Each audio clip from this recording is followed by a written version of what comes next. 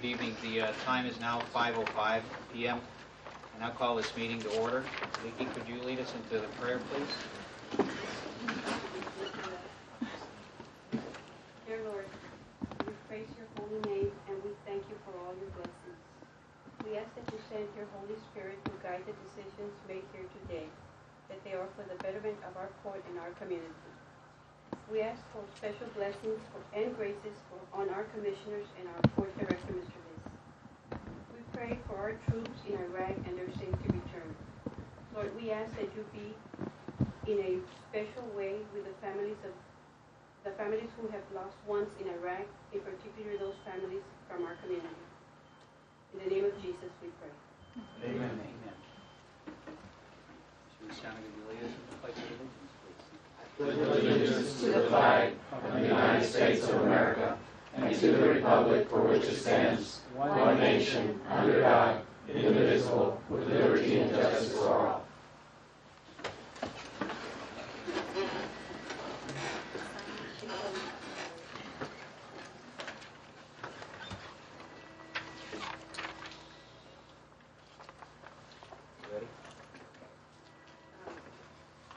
Item number 2 is a public audience. Do we have anyone signed in for? Yes, we sure do. Yes, we do. Okay. Mr. Rayner? Yeah. Commissioners, Mr. Chairman, members of the board, I'm here on a point of order, a point of privilege. Please come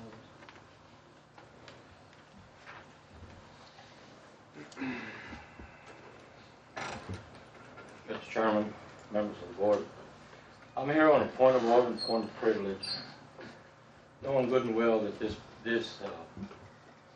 honorable board doesn't have any bylaws which come under the Water Code. But in 1996, we went into the Robert's Rules of Orders adopted by this board. And that gives me the right as a former commissioner to come express an opinion that I think of great importance, not only to the community, but to this board. I know good and well it's not on the agenda, but I ask you to give me 5-10 minutes to express an opinion that I think it needs to be addressed. If not, to be put on the following agenda. How long will this take? No more than 5-10 minutes. No more than 5 minutes, I don't think. But I have to say is, So do you have anything to add on that, sir? Well, certainly Mr. Rainey could request to be on the agenda. The board did adopt Robert's Rules of Order in 1996, and I don't know what topic he wants to address, but I'm not aware of anything in Robert's Rules of Order or in the Water Code, with all due respect to Mr. Rainey, who gave valuable service to this board, that would give him special status other than a member of the public to address the board. And the rules are that at this point it is appropriate to address items on the agenda. There's a second comment period after executive session to address all matters of general interest. But I'm just not familiar what he's talking about in terms of Robert's Rules of Order giving him an exception to what's on the agenda. well, I was told that under the Robert's Rules of Order that dealt with the same thing as the legislature. As a former legislature, you have a right to express an opinion in the House. But it doesn't matter to me. I mean, I can wait. But I would like to present these matters to you, people, because you are in violation of the state law and in violation of the Water Code. Very clear. Oh, with all due respect on that, Mr. Rainey, I would like to follow the protocol that legal counsel tells us if That's fine. it's No problem. fine that we can just put it on the agenda so we can also be on the legal side and make sure that we're doing everything. I have no problem with that. But these two items need to be addressed by you. You've been violating this particular things for a long time.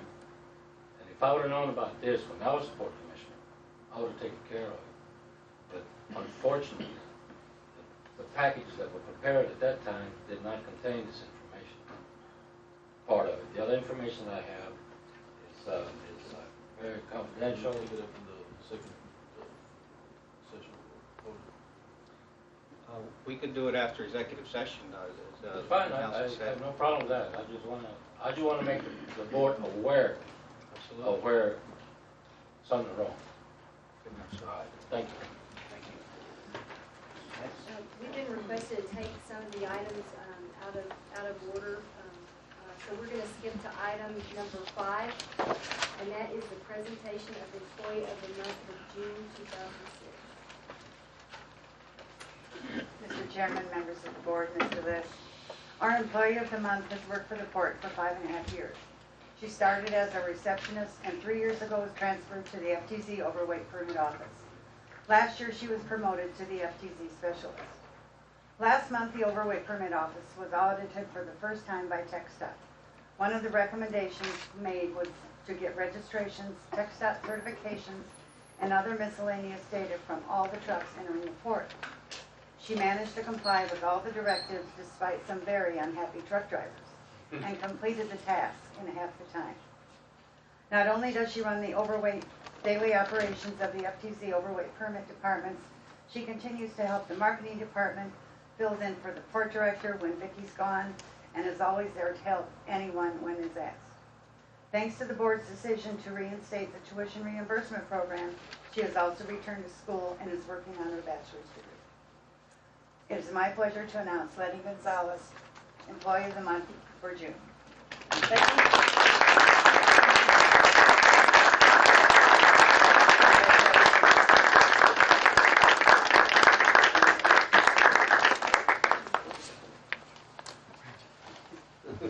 You deserve it.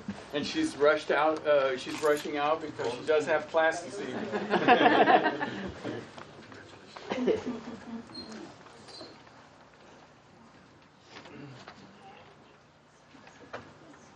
Congratulations.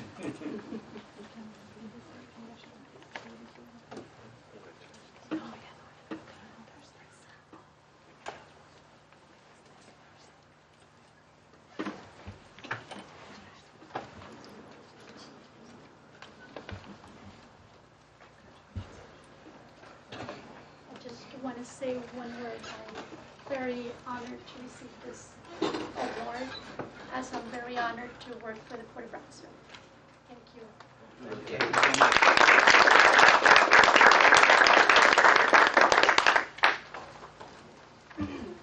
Now we go to item number 3, approved minutes of regular board meeting of June 7th, 2006. Second. We have a second on there. All in favor signify by saying aye. Aye. Item number 4, court director's report.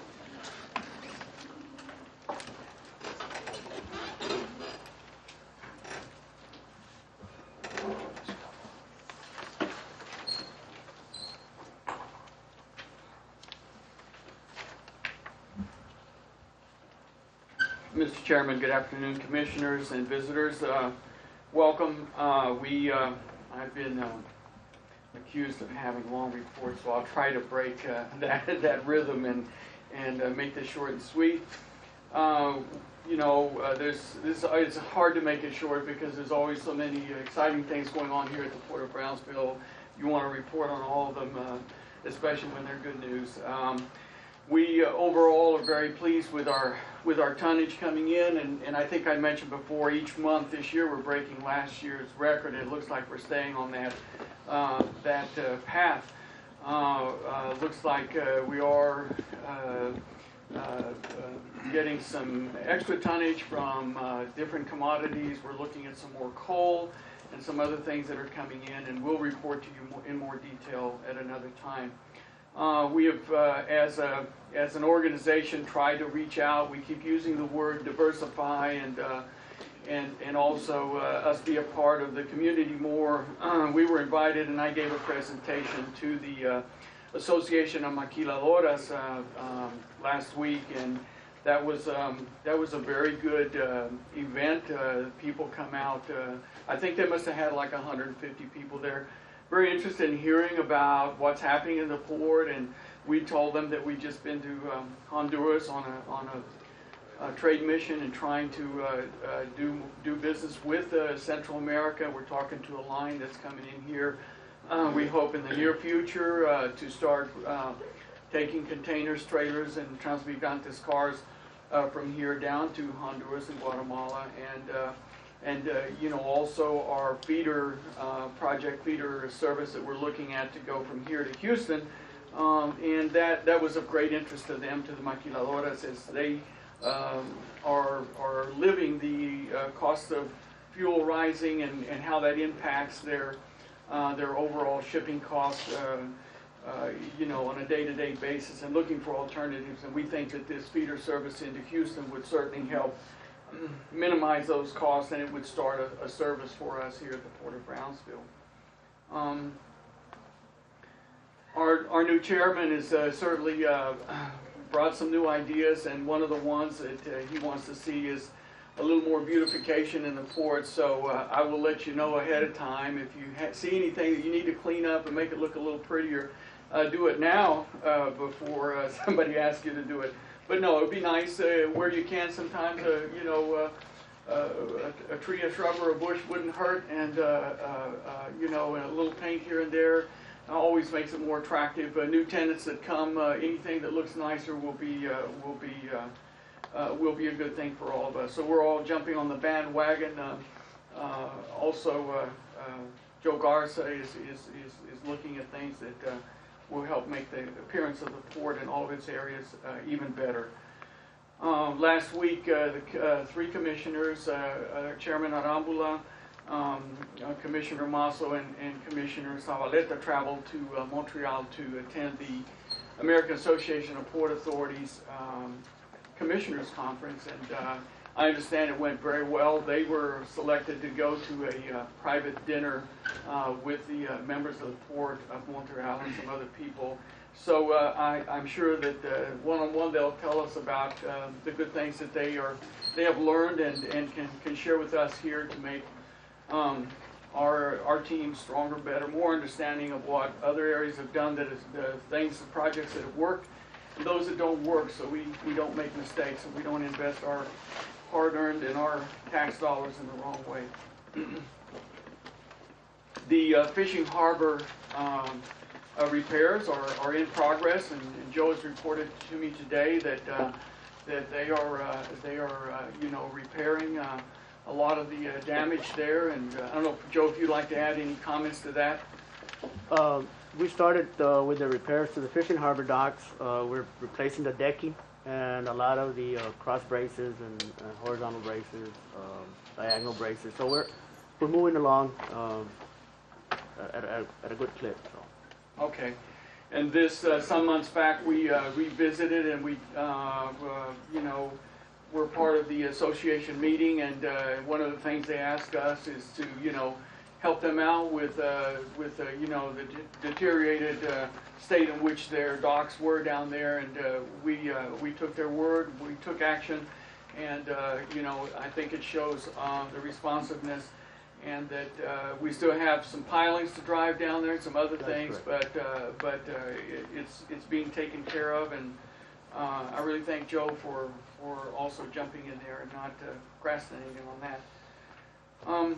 We are having some informal conversations about, you know, everything we've talked about, Dock 15, Dock 16, and our challenges there, and we are thinking out loud about we are going to perhaps bring to the board a recommendation for another crane, and we're going to start getting a little bit more information to see how well we can do as far as the pricing goes. We just think that the more we've gotten into it, that you know, we could be more efficient at Dock 15. Meanwhile, Dock 16, which is 3 years away at least, will be up and running, or 2.5 years away. So we will be bringing more information on that. Our towing company, our tug company, Signet, has just sent a letter indicating that they have signed an agreement with J.M. Martinak Shipbuilding Corporation of Tacoma, Washington, to commence construction of two 6,200 horsepower tractor tugs. The first MV Signet Ranger will be delivered and dedicated to the Port of Brownsville. You know, to see it actually here is something we have to wait for. But the fact that they've signed a contract is very important to us because, again, as we increase the size of our vessels and the number of those big vessels coming into Dock 15 and other areas, you know, to have underpowered tugs in our port, you know, doesn't help. So we can bring more tonnage in if we have one of these tractor tugs, and that's our goal, to be able to do it bigger and better. So we appreciate the commitment from Signet to really take that seriously and to modernize and invest in the type of equipment that we need to be able to do the job.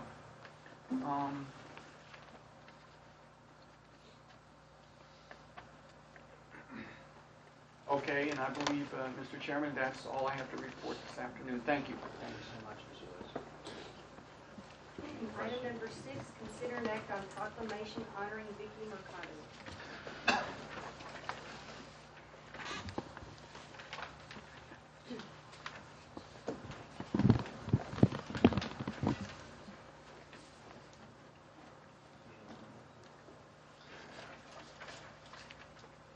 Proclamation in honor of Maria Victoria Mercado for her valuable service to the commissioners, staff, and people of the Brownsville Navigation District. Whereas Vicky Mercado, the administrative assistant to the port director, has served the Port of Brownsville in many capacities for many years, having started work in its industrial development office on March the 14th of 1994 as a marketing assistant, and through her own initiative and hard work has progressed within the port's career ladder to her current position of administrative assistant to the port director. And whereas Ms. Mercado has performed her duties in a commendable manner, being assistant not only to the port director in the day-to-day operations of the district, but also to the members of the board of the commissioners when called upon for assistance or advice, and is the person in charge of arranging board and staff travel, board meetings, and special functions.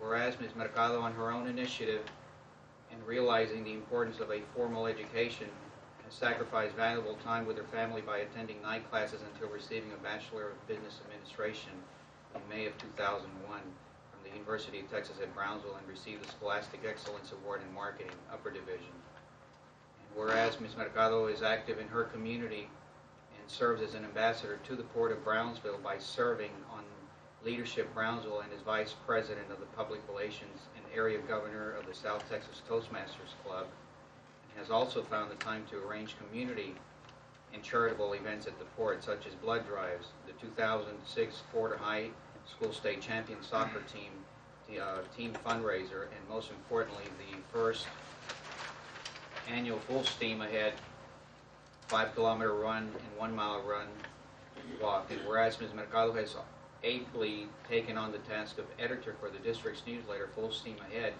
an informative and useful publication. And whereas Ms. Mercado has also handled all of her many duties with grace and skill, and now therefore be it resolved that the Board of Navigation and Canal Commissioners of the Brownsville Navigation District, speaking for the citizens of Cameron County and the staff and customers of the Port of Brownsville, acknowledges the generous spirit of Vicky Mercado.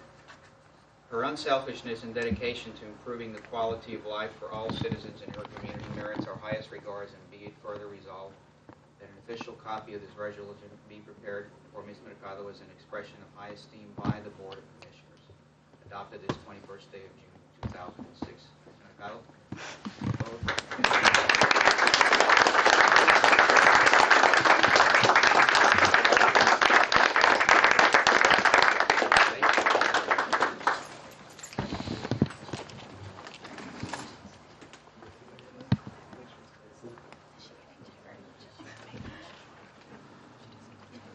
Have a motion on item as presented. Second. All in favor, signify by saying Comment on that also. okay. Vicki, I've been here for 10 years now as commissioner, and no, you're not old. You're just getting better. And I was here when Mr. B discovered you there in the back, brought you up to the front, and I'm just sorry that we're giving you this piece of paper and not a big raise. Hey, it's never that. So Vicki, you've done a real good job for the port. You're a very dedicated employee.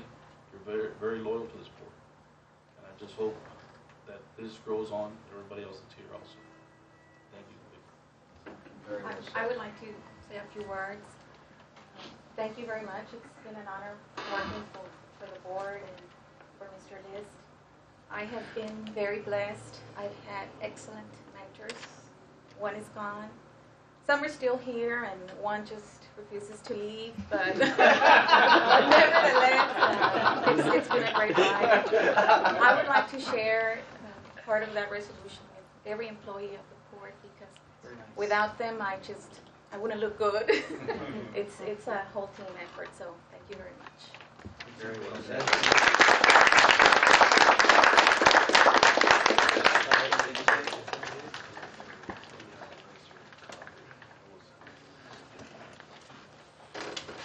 Anybody else have anything to say? All those in favor signify by saying aye. Aye. Motion carries. Item number 7, status report on desalination plant by Brownsville Public Utilities Board. Yes, we have monthly meetings with the PUB and the airport and BDC and some of the other members of the Community Chamber of Commerce. And in our conversations, talking with Mr. Buziak, we thought it'd be a good idea, especially with 2 new commissioners, to just give a brief update of where our desalinization, our partnership is going, and the progress on it, and the fact that there was a very significant grant provided for this project, $1,340,000, and Eddie is here to give a little presentation on that.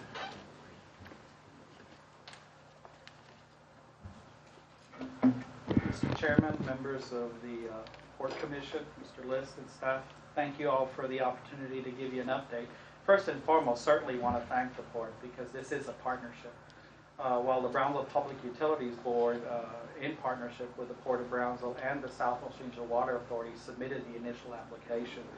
I'll go back just very briefly in the history just because of the new members on the commission. But in 2002, Governor Perry announced that he wanted to see an initiative to develop a major regional ocean water desal facility in the state of Texas. We were, as everyone knows, we've been in a drought. In 2001, 2002, the river was getting critically low, and certainly we're at the end, and that's our primary water source. So he announced a competitive process by where the state of Texas would initiate trying to develop a major regional facility along the Texas coastline. Entities were invited to submit proposals.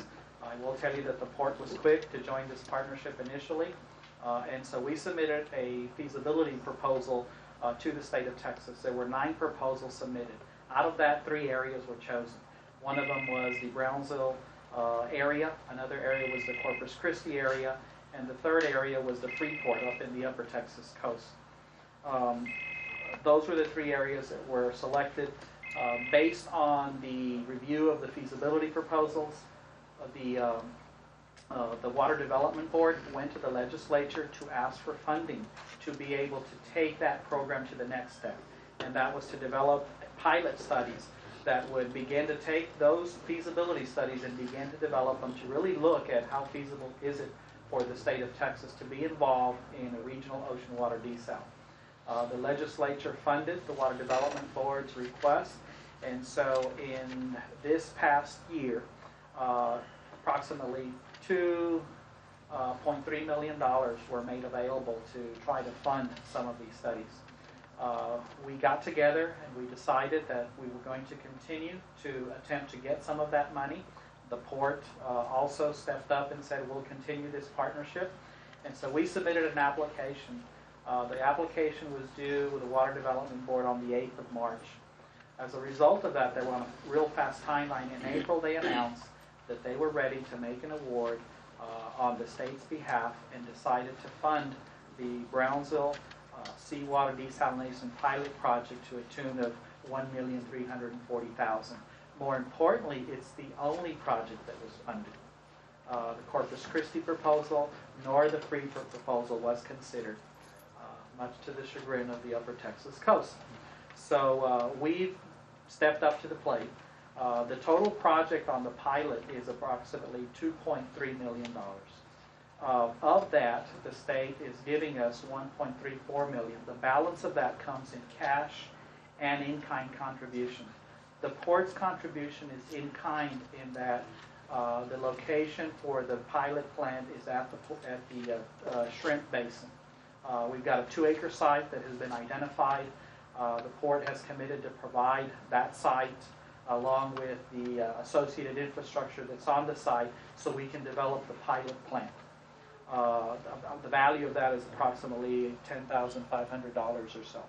PUB is committed to putting $500,000 in cash, and through other in-kind services, not only of PUB, the Port of Brownsville, but some of the other project participants, it's about $385,000. This project is on a quick timeline. We are looking to have the pilot plant up and running by September, early October. The state is looking to have a final draft of a report ready by the end of August of 2007. That report will form the basis of approaching the state legislature to get some significant funding to move this project forward. What we envision if we were to do this is that you would develop a 25 million gallon per day plant somewhere at the Port of Brownsville.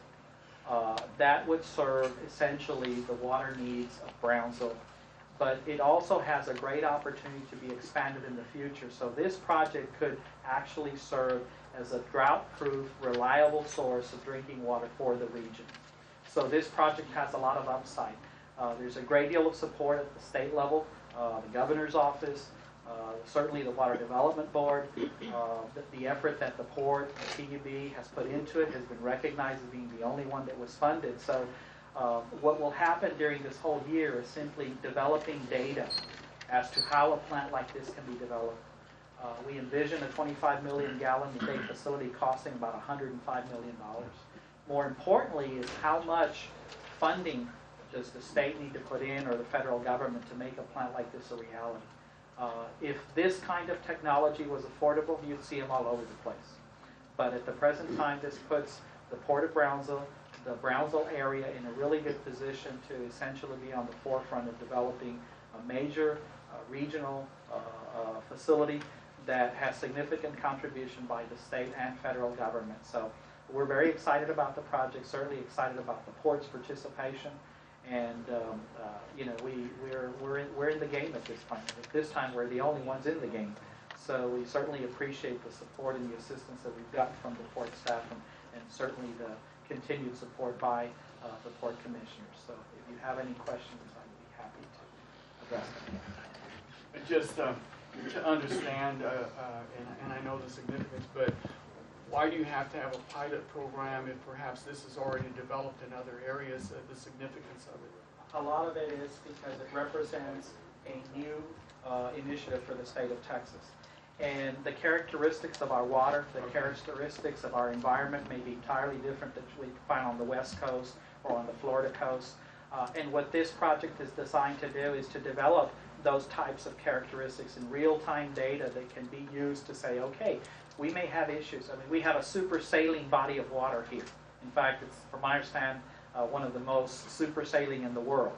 So those characteristics may be different, for example, in Tampa, where they have freshwater inflows. So they may be taking out a different quality of water that may not have the type of treatment that would be required here.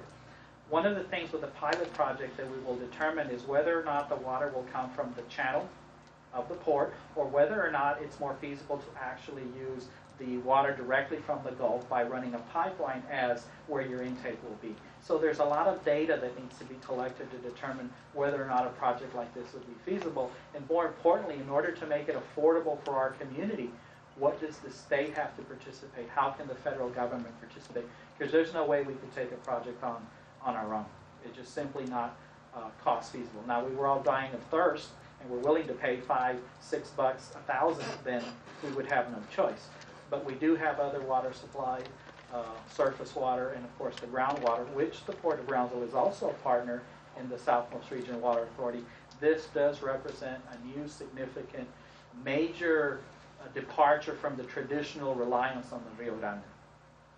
And finally, you mentioned the project when it's up and running. The regular project will, I understand, take about 30 acres, and we will be here in the Port of Brownsville as well. And if it gets done, yes. And the reason it's important to us to locate it in the Port of Brownsville is one of the major costs to this isn't the kind of plant that you start and stop. It's a 24/7, and utility is the major cost. And obviously, PUB wants to be able to provide the electrical service because we are the low-cost provider in the area. And you're looking really, if it were to move along according to you're not looking probably late 2009, 2010 when you would have such a facility in place. But a lot has to happen between now and then, and a lot of it will be the kind of data that's generated from this pilot facility. And finally, B, if you could just point out there on the map where the pilot project is going to be, right in that area. Thank you. Thank you. Very much. Item number 8, consider an act on directing port director to develop within 30 days a marketing plan to attract major passenger cruise line to land owned by or at the Port of Brownsville.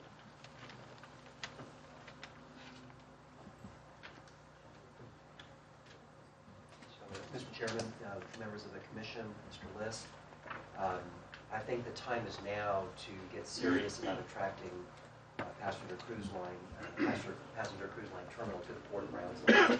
I know that in the last several years there have been efforts. I would regard those as preliminary and perhaps phase one. But I think it's time now to actually get serious about this and to develop a plan.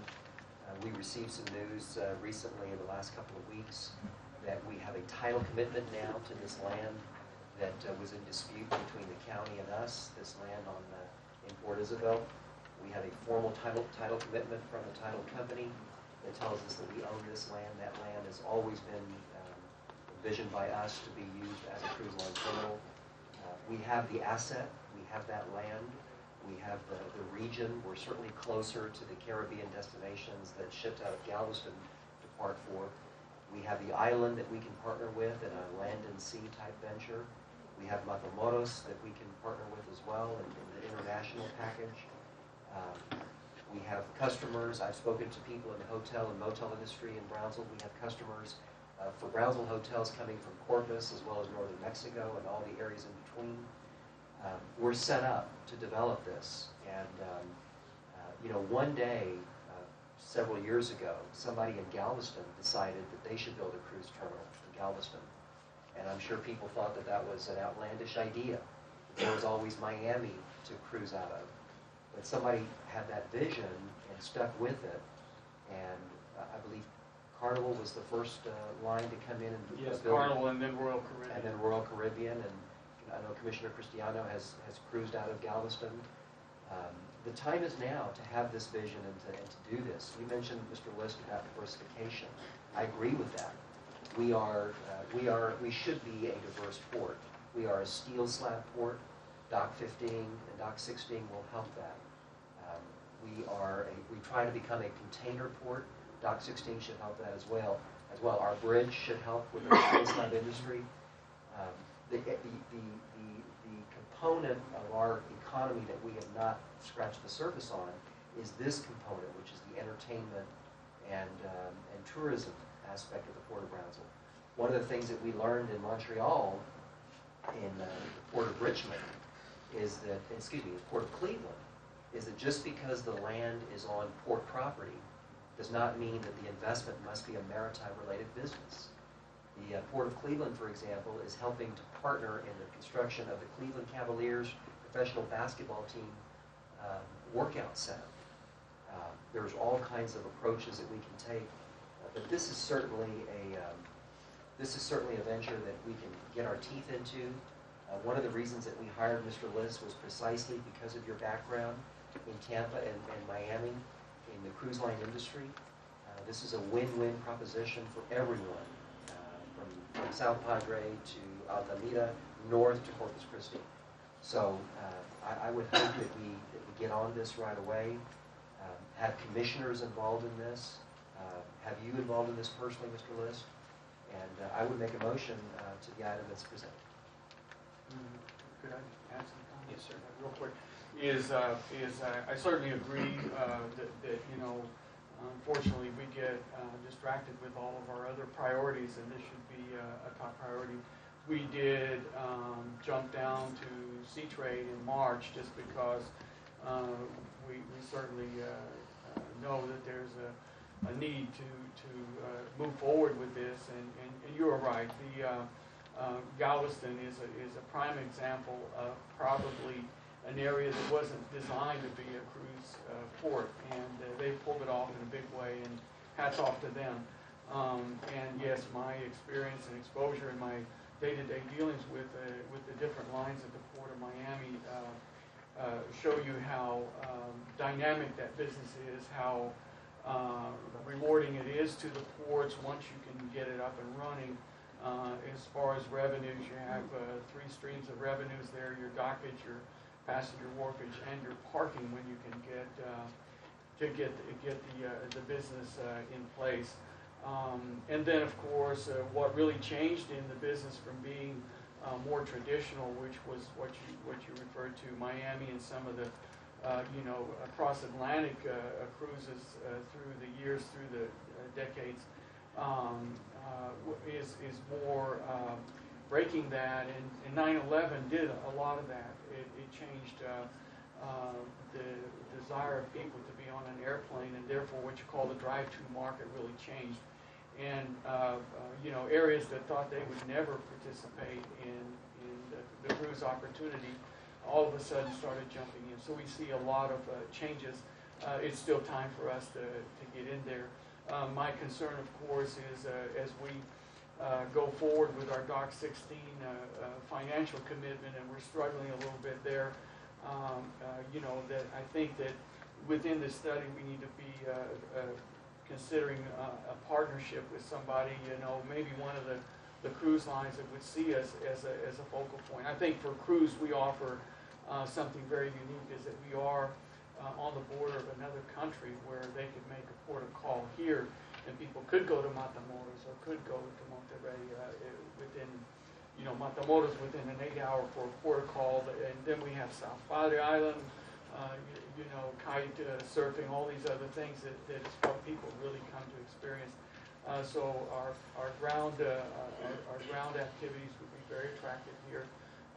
We have to make some presentations, and we certainly go with our mayors, with BDC, and all the other interested parties to probably start with Miami and visit with the vice presidents, the ones that are in charge of development, and try to get their attention. Only warning is that there's a lineup of other many other ports that are doing the same thing. So we need not get frustrated that it may take a little more time, a little more effort than we initially think. But now's the time to do it, and I appreciate your initiative. Anybody else comments?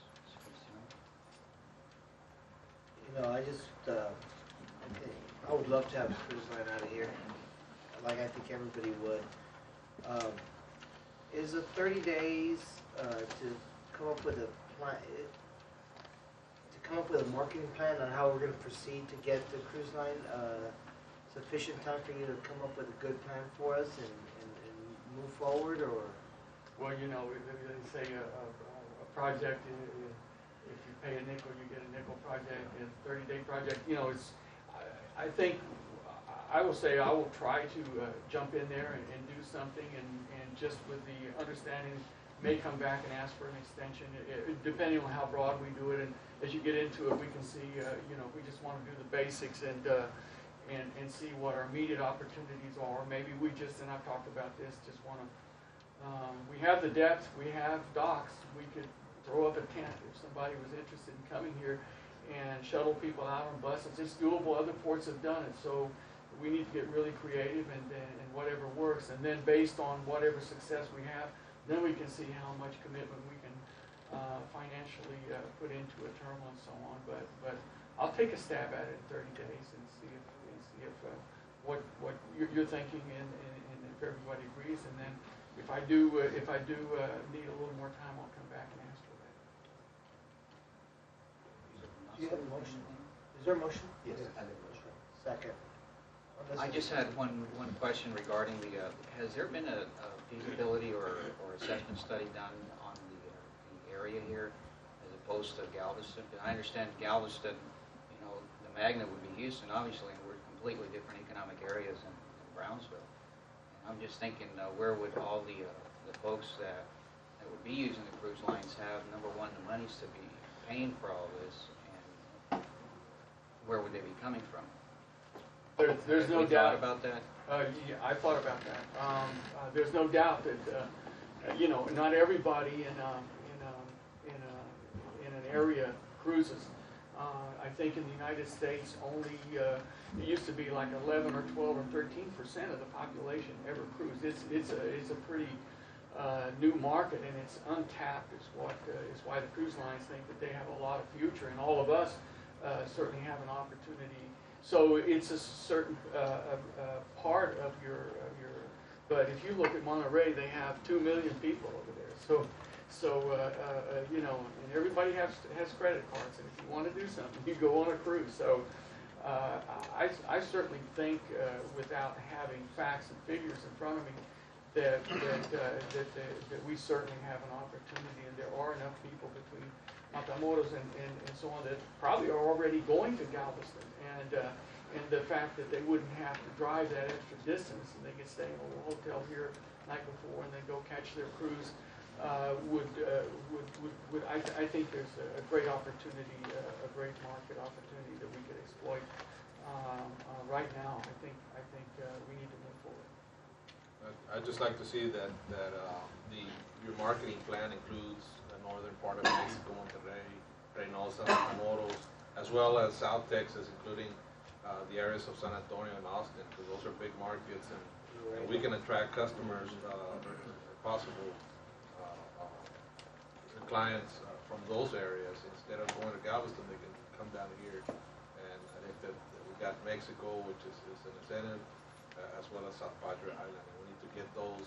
We need to get South Padre Island involved, the city of Brownsville and Matamoros as well in this project. To vouch for what you're saying about Monterrey as a market, the mayor of Hidalgo, the several-term mayor of Hidalgo, is a law school classmate of mine, Mr. List. And he's told me that when he had the vision to build Dodge Arena, which I'm sure people had the same thoughts that the chairman had, which is where are the people going to come from? That many of the people that attend the events at the Dodge Arena, whether it's Gloria Estefan or these other people, come from Monterrey. And they'll come up for the day or the night before, and they'll spend the night there at the hotels in McAllen or Hidalgo and spend the money there. So I think this is a case of if we build it, they will come. I'm for that. And as we go into it a little bit more, and again, we had even discussed with, I think, Mayor Baltasar Hinojosa one evening at a reception that we needed to all jump down to Miami perhaps and just see how it goes, and go as a group, maybe several of the mayors and South Padre and ourselves, try to gather and put a little simple presentation for them. And then, of course, I think we should find a way to invite them up and do a little dog and pony for them here. And yes.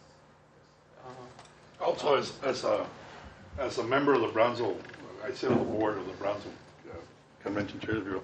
We have formed a group that the port is part of for a cruise, which includes Matamoros, South Padre Island, and Mike has already been doing some studies in Monterey in different areas. So there, we're a little bit ahead, and I'm sure we can provide all that to Mr. Liz, and it's going to help us, on the 30 days to make it shorter. But we've been working on this probably for about 3 months. Tony Rodriguez also sits on this committee with us, and we've been looking at it. So I'm sure that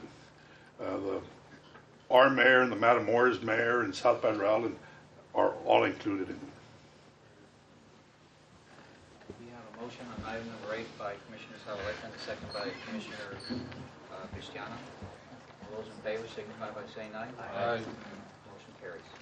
Item number 9, consider an act to authorize court director to negotiate with HDR Shiner Mosley to conduct geotech studies, soil studies, survey, evaluate design options at a cost not to exceed $150,000 for proposed Dock 16. Yes, Mr. Chairman, Commissioners, our last board meeting, we asked for a little time on the way Dock 16 efforts were going, simply because the cost of materials and everything, when you get into it, the quotes kept going up and getting totally out of perspective with our realistic cash flow, if you will, to be able to absorb the debt service to pull off the project. So where we want to make clear that we haven't, we haven't slowed down our efforts, it was necessary to revisit it.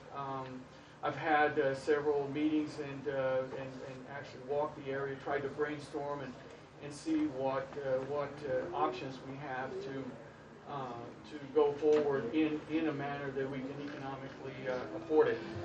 This has happened, and one of the things that came out was that if you do a soil study, a geotech study, then you'll know the conditions of the soil, and if they're good in relation to other softer soils, then what it means to us is a savings in the materials. And when you think of a bunch of pilings going in the ground, if each piling is 40% shorter than what it would have been, is why there's some big numbers out there that until you really put them into perspective as to how it's going to really happen at the location where we're proposing to have Dock 16, then we're really out in the dark and the numbers don't really mean anything.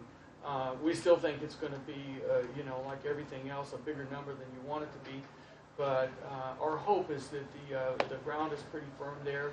And another thing that came out is that we will try to build from the land to the water, and this is cheaper because of the way the laws are set up in the Jones Act and so on. So, the engineer that was involved in Dock 15, his input was that, we were right there in the same situation when it was Dock 15. So this is understandable, because we explained to them, if it's this new price tag, we won't be able to do it. So what can we do? Again, the soil, by doing the studies, we will be able to come back and say, realistically, it's going to be in this ballpark figure versus, millions and millions. We keep hearing more it's going to cost. So the geotech studies have to be done anyway. They don't expire. Once they're done, they're good. So even if we get delayed with the project, they're still good. And so that's our conclusion, that once we get that, and we also brainstormed other things, can we cut 50 feet off of the dock and still be functional for everything we need it to do? The surface strength, I think for Dock 15, we wanted to be the greatest in Texas or something. And the greatest is good, but right now with our financial ability, we need for it to be functional for what we need it to be, and really no more than that. I don't know if Mr. Gutierrez would like to add any comments to how we're approaching this and requesting to go ahead.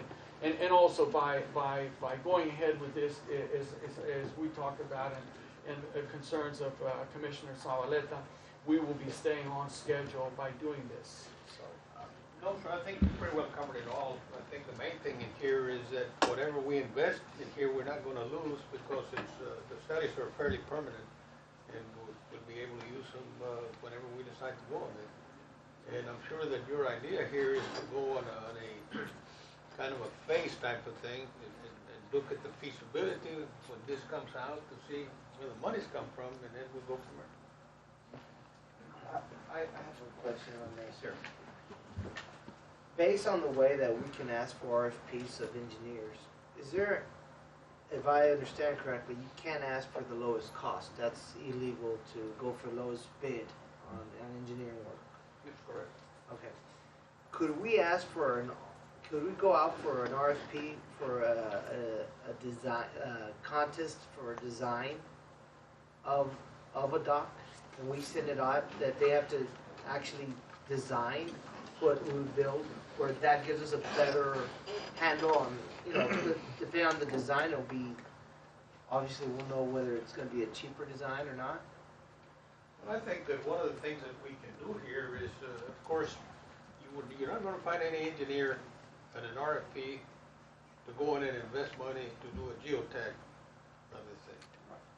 And so what can possibly happen in here, what I could envision is that if you have the preliminary work and then go out with an RFP and let these guys come in and come in with the best approach, well, maybe that would be a That would probably change the whole picture, because if they already have the information in their hand, they can have a better figure on what it's gonna cost, just learn to work with it. So, I like that idea about maybe cutting back on the cement, because I know we have about 24 inches of limestone there in the back, and it's working great.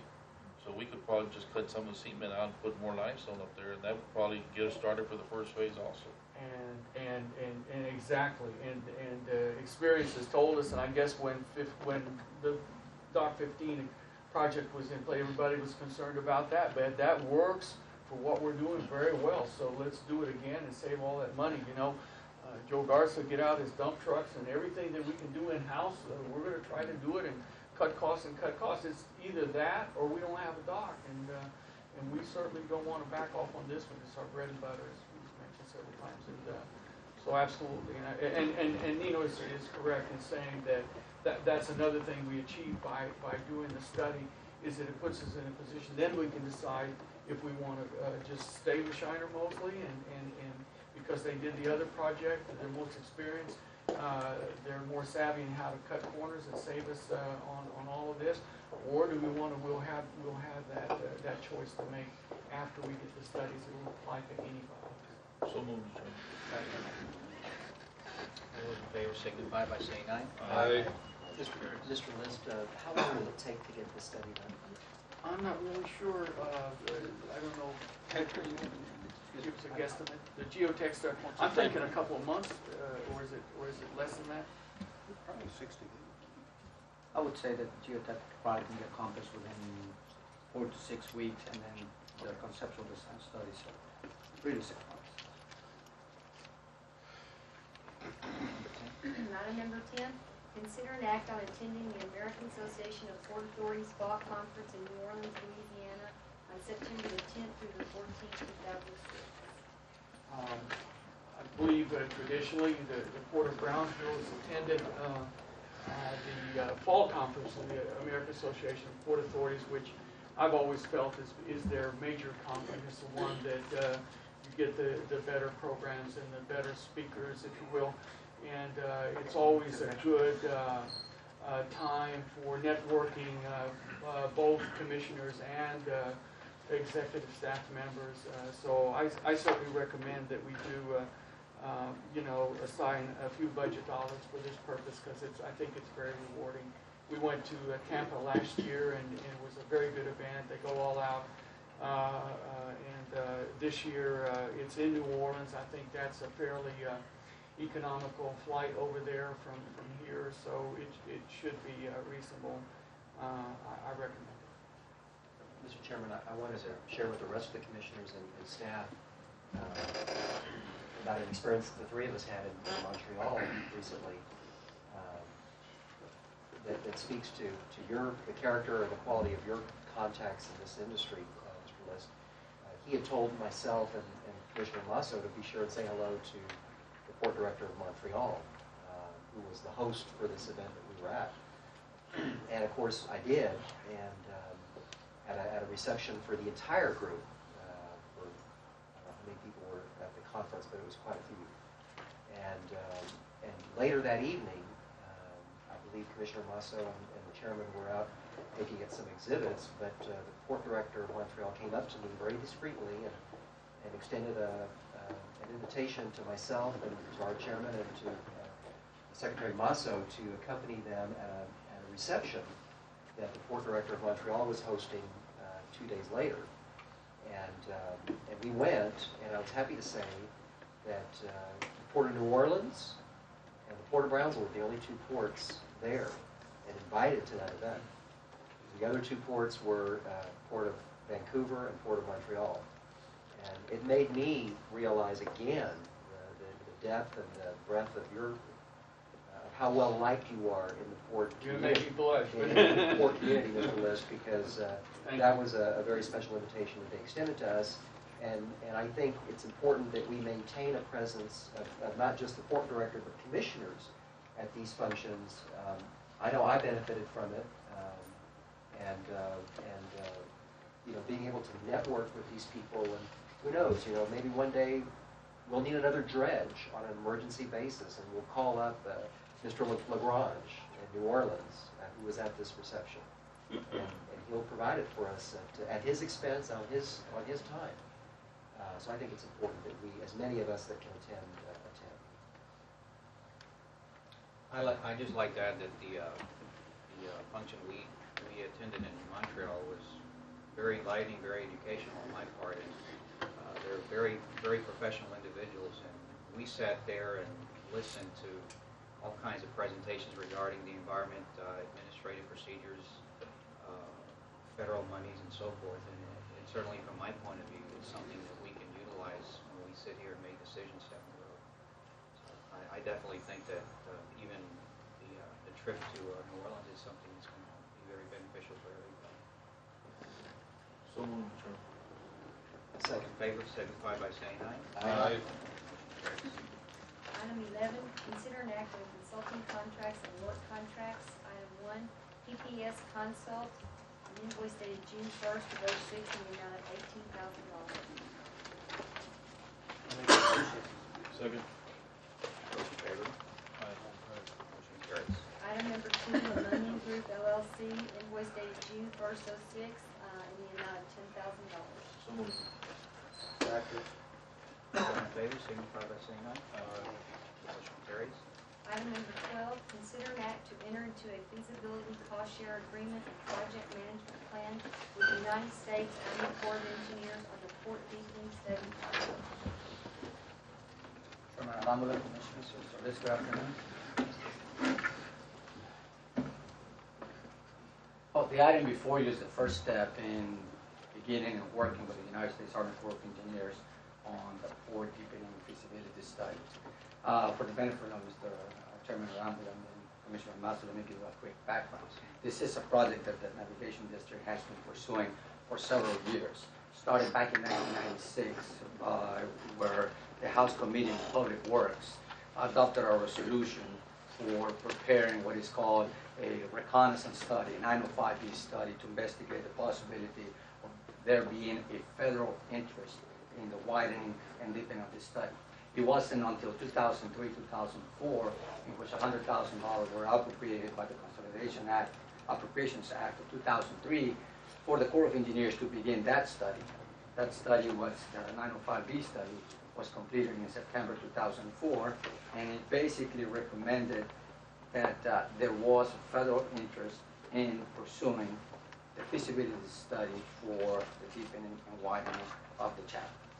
Since 2005, we were not lucky enough to get money appropriated to begin this study, so they were sort of tabled and set idle for 1 year. And this year, we have been sort of negotiating with the Corps of Engineers on this particular project. If I may, I'd like to go through and sort of highlight some of the main items. The first package that you, beginning on page 25, you have a general agreement between the Brownsville Navigation District and the Corps of Engineers on this study. If I may refer to page 26 on Article 2, it basically states that the Navigation District is responsible for 50% of the total study costs, whether those are planned or other costs that may arise as the project develops. We will be responsible for 50% of that. On page 28, it also states that estimated cost for this project, which is anticipated to take 48 months for 4 years, is $6,721,000, which basically means that the report, you're responsible for $3,360,500. Now, out of this, out of our 50% share, we can contribute up to 100% in kind. And that's where HDR, Shiner Mosley, and ourselves have been on the last 4 months, is basically February, negotiating with the Corps of Engineers. And we were able to negotiate some tasks that we could participate, like the public involvement, some of the hydrology and hydraulics, the environmental mitigations, and a lot of the studies that we feel we have the upper hand because we know the geographic setting and sort of have an idea of what we would like for our project to pursue. Having said that, then our in-kind contribution right now is estimated at $1,465,500. The remainder, it's work that will be negotiated through HDR on a task-by-task basis to see if they can do it a little bit more economically than the Corps of Engineers would be able to do it, and thus being a benefit to us. Also, let me say that on page 4, on item B3, also states that the way it will work is that on every fiscal year, the BND will be responsible for providing the anticipated amount of expenditures into that year into an escrow account. This escrow account basically will deposit the money to an escrow account for which any interest generated will be for the BND. And as monthly progress goes, then with our approval and the consent of the Corps of Engineers, money will be withdrawn to pay the Corps of Engineers for the different tasks as they evolve.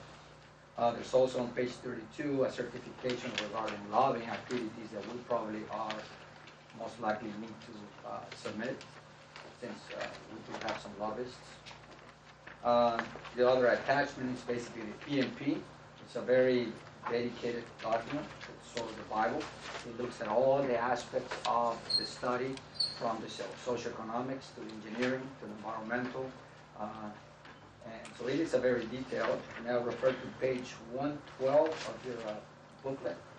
And that's a summary of the feasibility study costs by task, in which is a cost breakdown by activities presented from the money spent in project management, technical reviews, environmental studies, general engineering, and a little breakdown at the very end of the in-kind expenses.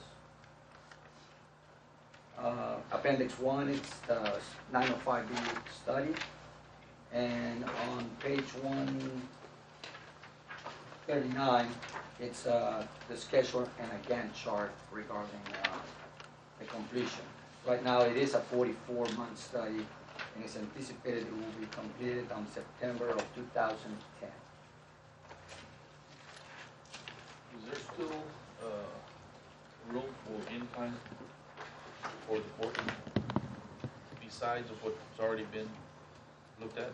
That's one of the things that we were able to negotiate with the Corps of Engineers and the PMP, is that it is not written in stone.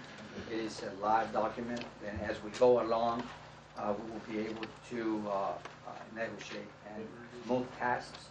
Right now, the way we have anticipated, just for cost purposes, is that we will be investigating 45, 50, and 55-foot depths with 100-foot widening options. There was going to be a preliminary screening, a relatively quick screening, to find out which options are the most viable. Eventually, the study will focus on 2 alternatives. And then the full-blown engineering analysis will be done for those 2 alternatives. Do we have the funding for this? Let me go ahead. In regards to that, our anticipated, for 2006, we're anticipating expenditures of $300,000. And the Corps of Engineers is requesting $175,000 as in cash contribution to begin the project. That money is supposed to be obligated and or spent by the end of September of this year. For next year, it is anticipated that we will need $500,000, $100,000. And for fiscal year 08, the Corps of Engineers is requesting from the federal government, of course, $1.2 million, for which we will be responsible to match.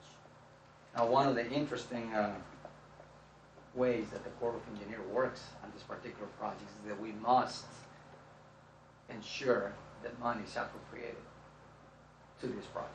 There is no guarantee that there will be money next year, and that is something that obviously we need to keep tabs on. We had money this year, and it's in the budget for next year, but that's where our lobbyists come in. But this can't be federal money that we use. We have to use our own money. To match. To match. 50% of So total. if we don't get federal money, then we're not responsible to match it. It has, the federal Oh, funds okay. have to be the Right. match. Right. But last year, our lobbyist got a 0 for this. This year we have 700. 2005. On, This study was not funded last year. correct. For this fiscal year, which ends in September, we have 775,000. But the prior year, we did not have any. Correct. So moved. All those in favor signify by saying aye. Aye. Motion carries. Item 13, consider an act to sign contract with Hamlin County Elections Administrator for the May 13, 2006 general election. Good afternoon. On the board meeting of December 7, 2005, the board authorized the Brownsville Navigation District to enter into a contract with the Cameron County Elections Administrator for the supervising of the May 13 election. And the contract is now finally ready for signatures. It took, you went along quite too long. He was very busy now. It's because, well, it was really due because of the the March primary, then the runoffs, and then all the elections he had to take for the county for May, and then he finally got to our contract. So it's ready for signature. And I reviewed it, and I believe that the cost came out under what we had Yes. budgeted, way Yes. under, so. Way under, yes. Can I make the motion? Second. All those in favor signify by saying aye. Aye. Motion carries. Item 14, consider and take action to adopt revisions to the district code of ethics, remove section 1, item D3, regarding vendor response to the conflict of interest questionnaire, and to amend the definition of the term vendor. Mr. Chairman, due to some incomplete information on this, and it's very entailed, if the board would accept tabling this until it's completed. I'll make a motion. So, let me just add, I was looking at some of those forms, and I was looking at, there was an amount that said 250, and I believe, is that a typo? I thought it was supposed to be 25. Okay. That way, when we come back, we get that. Okay. We don't need to deal with that, but I saw the amount of,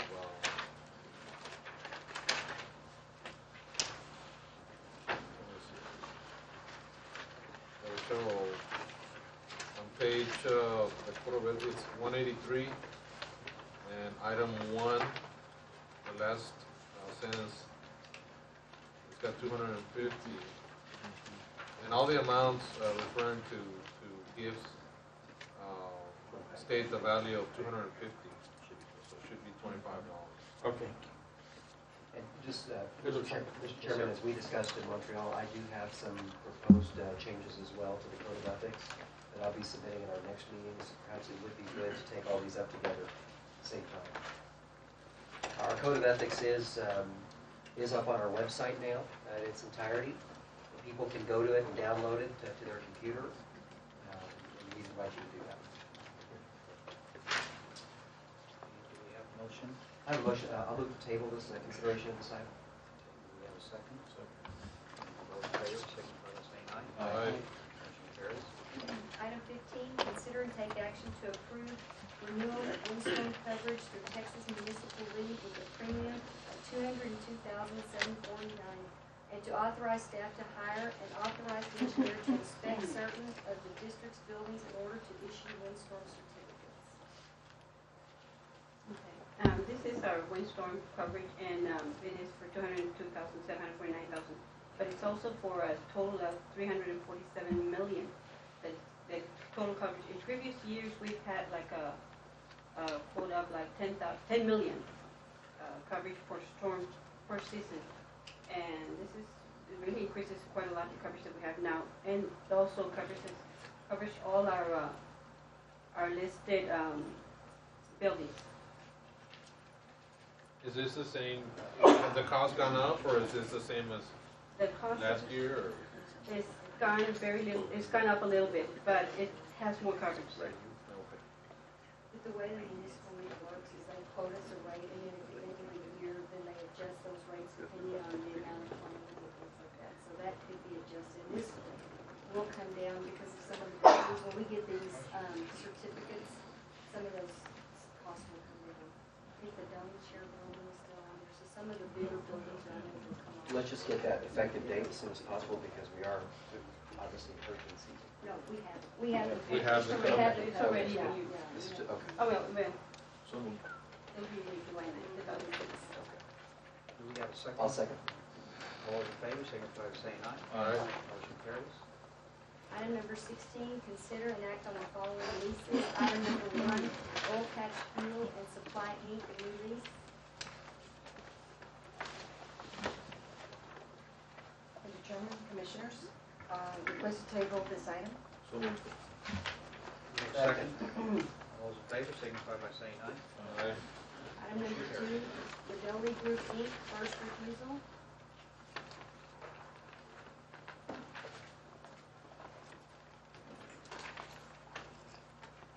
This is requesting to put land on reserve for future expansion for metal processing in connection with shift recycling.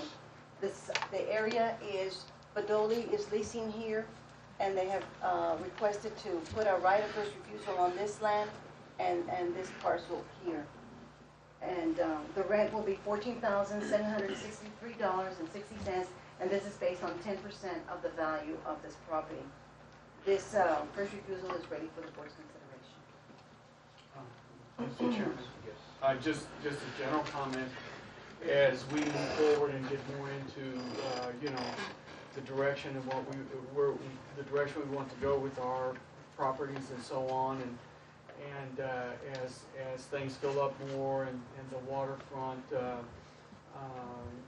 value of our waterfront, and I guess the major concern I see is as we go through the motions, the steps of our master plan, and those things take time and so on. And within that, the facilities user portion of that is going to hopefully come back and tell us much better how to in general, make decisions as far as our land, and also our economic impact study, which is also pending. All of those factors, leave us in a situation that we need to, I think, understand a lot of these things better. And I'm not saying not do this, but on all these, maybe just a little caution flag, because once we commit that, if we have a Boeing or somebody come down and say they really want that water, does it behoove us more? And I know that we get revenues on that and so on, but on any of these, if we could have a little more time to digest them, and if the particular interested party is not going to change anything for them, and after all of our studies come together, we have thought this all through, then we can go back and offer it to them if we think that's the best thing to do. You're recommending not to do it? I'm recommending to give it a little more time. How much time? Well, until we get our master plan done.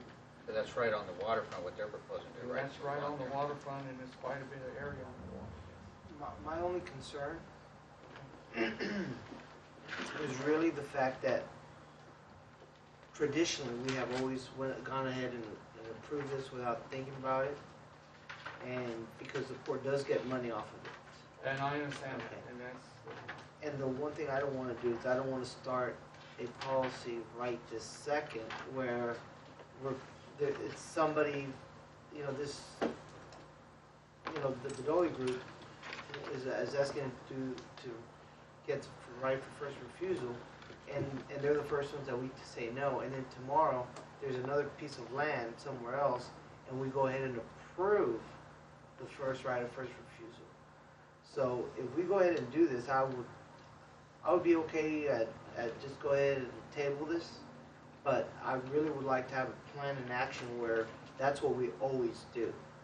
I'm just kind of a little. I understand your concerns, and I I'm share a little them. caught off guard right now. This is not, and that's why I used caution flag only to get us thinking, what is the best, and as we are moving our master plan to make really good decisions, and as you know, we want to strategically sort of use zones and what we're going to assign for each zone, and so on. There's just a lot of things happening, and revisiting our rates compared to other areas, and for so long they have not been increased. 23 years, 24 years now. So many things that we need a little time to think and rationalize and do what's going to be best for everybody. Being under the right of first refusal, they have the option, if we have somebody else bigger coming in that wants that piece of property, they have the option to act on it. Yes, Either they but we take have it to or go they through a don't. lease process Exactly. with the potential customer, and we get a signed lease, and then we give the one with the right of first refusal, we give them 15 days in which to exercise the land and lease it, or give it up for the new company. Why For the is new money right now over with? Yeah, I'm struggling with this, but the flip side is, you could think of this scenario too. So the Boeing does come and want it, and so then the lessee, and let's don't use the people we're talking about, just in general, the lessee then subleases to them. That's why we have for BND to $500. kick in for a new area.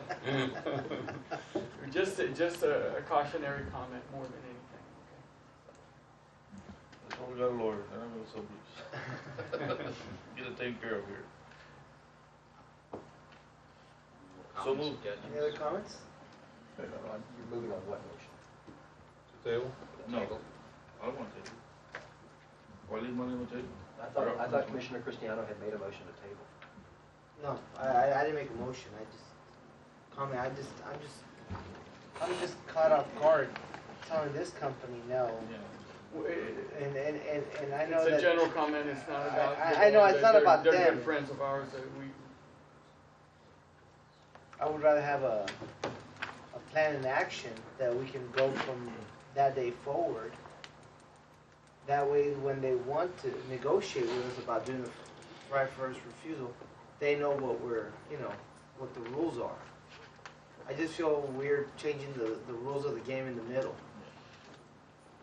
What do you go for the term of It's for 1 year with 2 renewal options, total of 3. But it's on a yearly basis. It's renewable on a yearly basis. we can terminate it at the end of that year? I don't believe so. No, they have the option. So for at least 3 years. At we're least 3 committed. years, we would commit to holding the property. Can we stipulate in there that we have the option? What the document says now is that you have the right to terminate it in order to construct your own facilities. In other words, if you wanted to build a dock there, they could not prevent you through right of first refusal. However, they have the right to match any lease offer. However, you could say we're going to approve it for 1 year only and not give them those options to renew. And just so the board understands, it does not give them the right to lease the property. It gives them the right to match any offer if you want to lease it to someone else. But you can always say the property's not for lease. Yeah. You have the right to do that. That's my motion. For 1 year or? 1 year. For 1 year. That way we'll cover Bernie's base too. Taken care of. I think that would feel much more comfortable. Second. All those in favor signify by saying aye. Aye. Motion carries. Item number 3, Luxline Enterprises LLC new lease.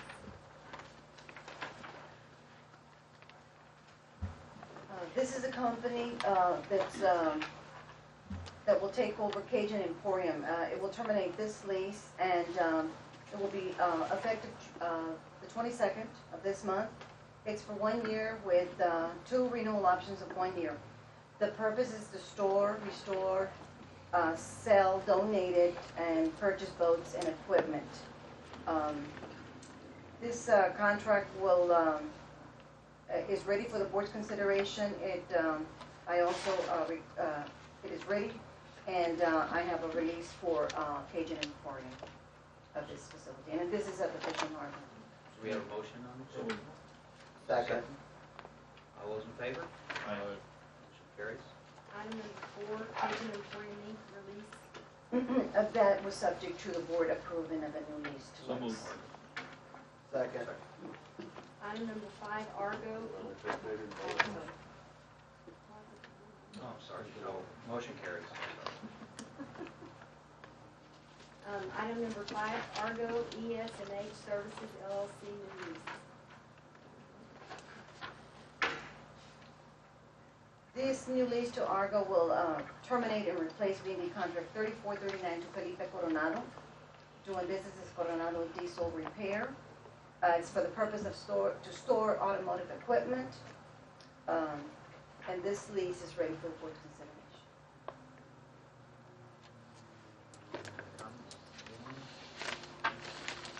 I'll make a motion. Second. All those in favor signify by saying aye. Aye. Item 7. Well, 6, it would be the release of lease, and it'd be subject to the board approving of a new lease to Argo. Second. All those in favor signify by saying aye. Aye. Motion carries. Item number 7 and 8, note that you both together. Yes. 7 and 8 is SPI Seascape Inc. is a new lease, and item number 8 is Lacho Inc. is release.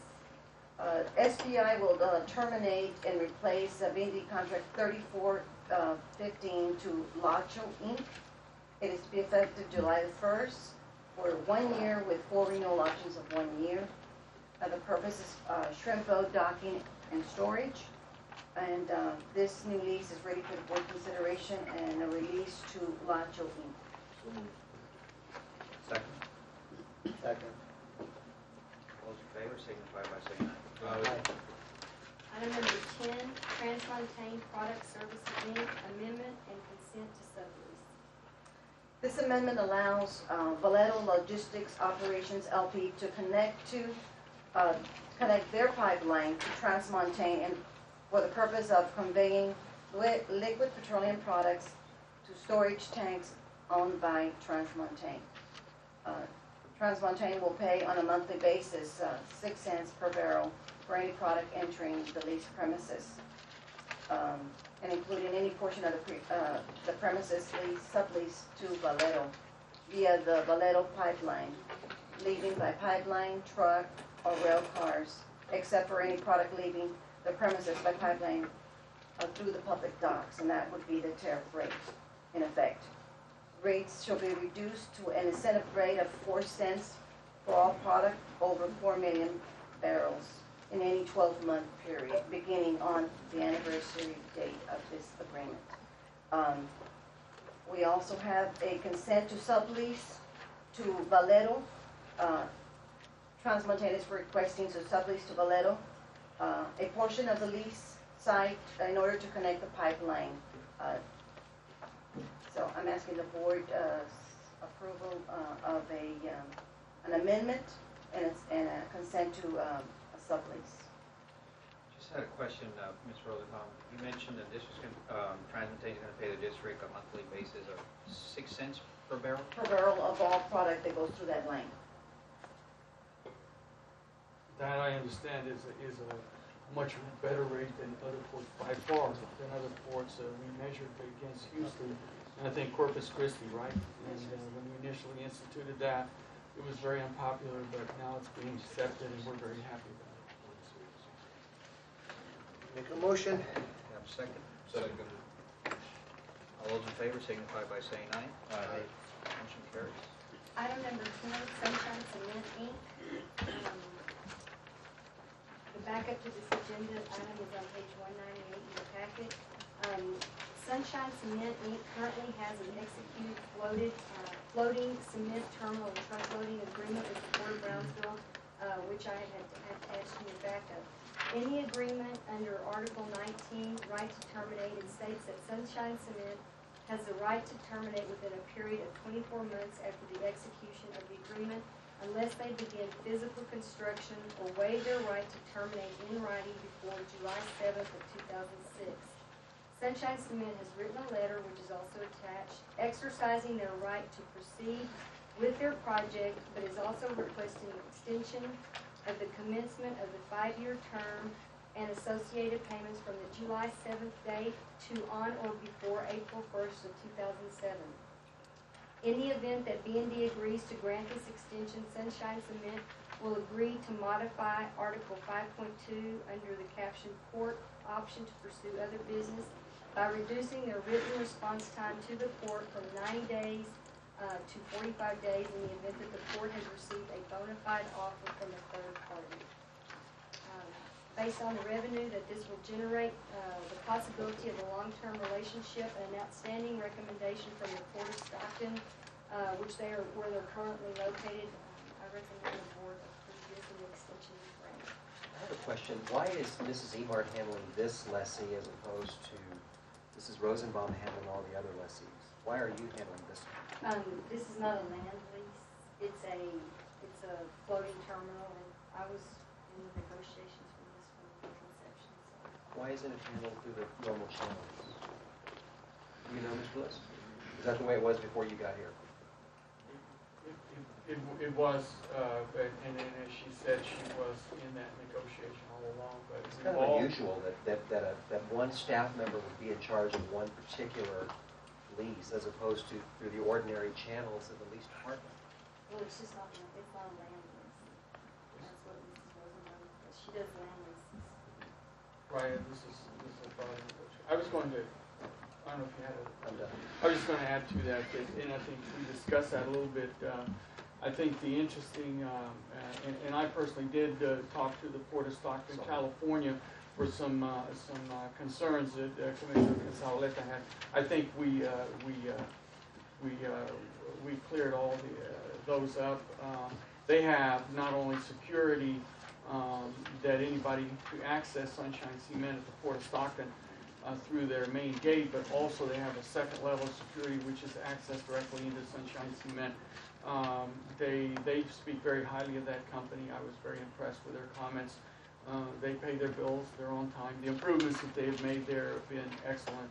And I guess for us, as we see it, it's not just a land lease, it's more of a bigger negotiation where it's a bird in hand for us, and revenues for Dock 3, if that's ultimately where they go, will be much higher, both dockage and wharfage, than we're receiving today by far. And so the fact that we get an extension from now to April, I think is a win-win on both parties' part, because we, as we have built up with our steel and other products, bulk products there, 15, 11, 12, and 13, a lot of times the cargo is overflowing to Dock 3, so now that we get that little break, it's probably going to help us. If we should get so fortunate to be able to bring another crane, by then we'll have that crane in place, and Dock 3 won't be, by April, hopefully we'll have it in place, and Dock 3 won't be as vital for that overflow as us. So the timing is actually, I think, going to help us here. And again, the thing to measure is the bird in hand, and we'll have that fixed revenue to face our debt service for Dock 16. Well, I think this is. I'm actually excited for this company actually coming here. I think we've been at the port looking forward for them coming in, because it would be a substantial revenue, plus the off business of them coming here could be great. And I just the employment and all the secondary impacts, you're absolutely right. I commend you and your staff for getting this done. So they will begin paying rent in July? No, in April. This is they're asking for an extension, the same agreement, but moves to April of next year. But again, I feel it's the same agreement, except they're not paying rent for almost a year. That's correct. But instead of paying rent in July of 2006 forward, they're asking us to defer collecting until April of 2007. But it's justified, and what Commissioner Cristiano just said, have to recognize Donna's done a lot of legwork on this, and maybe you would like to explain what happened to them with their vessel got detained and everything. it was, I'm not gonna say it's force majeure, but it was a very unique situation that was out of their hands. They couldn't control it, and that's why they've been delayed. Well, and, I mean, even though they are delayed in coming, we're still accruing revenues on that dock, and that's not gonna change. I mean, it's not like we have to provide that dock for them whether they're there or not. I mean, we're still gonna use it until they come. That's what moved, Mr. Chairman. Do we have a second? I'll second it. All those in favor? Aye. Aye. I'm opposed. Position. Consider and take action on assignments, negotiations, easements, subleases, and contracts in general. Number 1, Alamo Fireworks Inc. Chairman, Commissioners, the last board meeting I brought to the board, and we had talked about Chemical Road off of here, and then we, 4 pipelines. We had a little opposition from some of our lessees nearby. But then Mr. Gutierrez and I and others on the staff have been looking for other areas, and we came up with this area here next to our the city's fire training center. We have some acreage right here next to that Avant. And they like that. That's ironic. And you know what? Fire training center next to the fireworks. Hey, beautiful. Okay. Works hand in hand. All right. So moved. So, if, you know. That works great.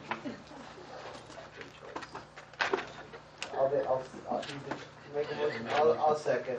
All those in favor? Aye. Item 18, adjourn to executive session as authorized by Section 8 of Chapter 5.